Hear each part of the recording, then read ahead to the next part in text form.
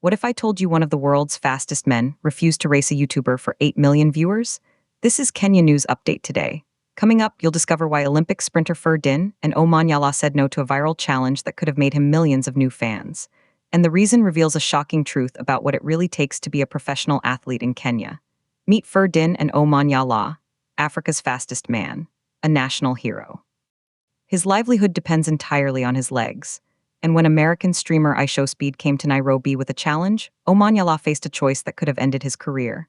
But here's the twist. This isn't about being scared. This is about survival. Speaking on Monday, January 12, Omanyala dropped a bombshell explanation. He's not an influencer. He's an athlete, and the stakes are completely different. I'm not an influencer, man. I do this for money, and I have big companies like Adidas and Toyota, Omanyala said. These guys are paying me because of running.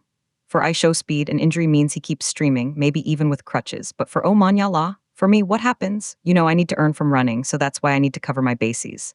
His entire career, his contracts, his future, all tied to staying healthy. One wrong step in an informal race could cost him everything. And then, something shocking happened that proved his point. A member of IShowSpeed's own production team was hospitalized in Nairobi. Samuel Slips sustained a pretty bad nerve and disc injury while pushing himself hard during the livestream tour. He was working on the rally car and helicopter segment. This injury happened just one day before Omanyala explained his decision.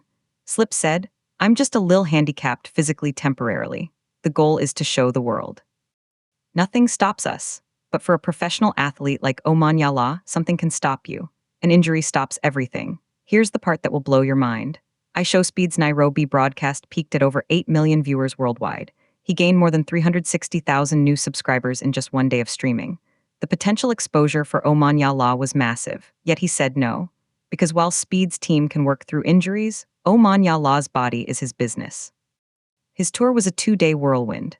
From carnivore restaurant sampling local dishes to an adrenaline-filled bus ride to the Mukuru Kwa Njenga housing project. He met Gen Z Goliath, played basketball, linked up with Olympic javelin champion Julius Yigo for a throwing session, and even played rugby at Upper Hill School. It was non-stop, high-risk content. Perfect for a streamer, dangerous for a sprinter. But here's what nobody's talking about. This decision reveals a seismic shift in Kenyan sports.